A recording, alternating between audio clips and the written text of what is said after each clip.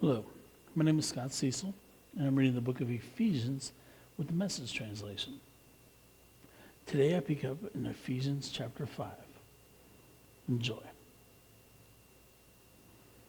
Watch what God does, and then you do it, like children who learn proper behavior from their parents. Mostly what God does is love you. Keep company with him and learn a life of love. Observe how Christ loved us. His love was not cautious but extravagant. He didn't love in order to get something from us, but to give everything of himself to us. Love like that.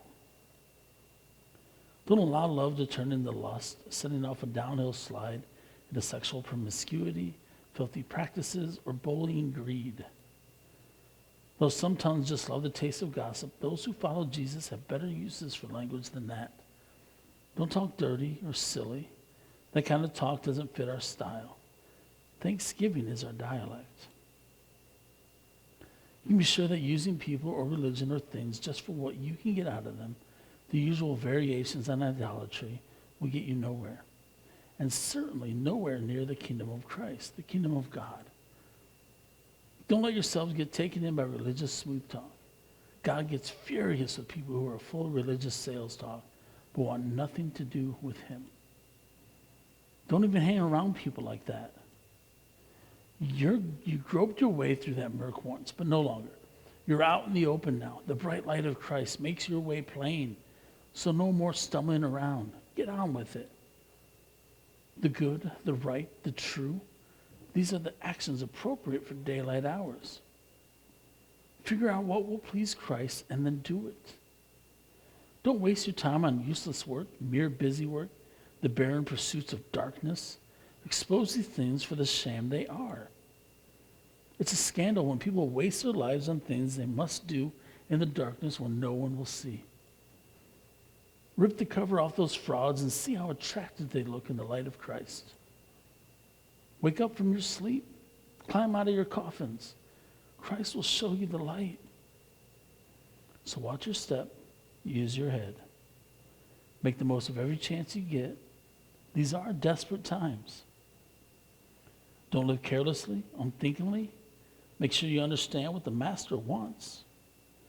Don't drink too much wine that cheapens your life. Drink the Spirit of God, huge draughts of him. Sing hymns instead of drinking psalms. Sing songs from your heart to Christ. Sing praises over everything. Any excuse for a song to God the Father in the name of our Master, Jesus Christ. Out of respect for Christ, be courteously reverent to one another. Wives, understand and support your husbands in ways that show your support for Christ. The husband provides leadership to his wife the way Christ does to his church, not by domineering, but by cherishing. So just as the church submits to Christ as he exercises such leadership, wives should likewise submit to their husbands. Husbands, go all out in your love for your wives, exactly as Christ did for the church. A love marked by giving, not getting. Christ's love makes the church whole. His words evoke her beauty. Everything he does and says is designed to bring the best out of her. Dressing her in dazzling white silk, radiant with holiness. And that is how husbands ought to love their wives. They're really doing themselves a favor since they're already one in marriage.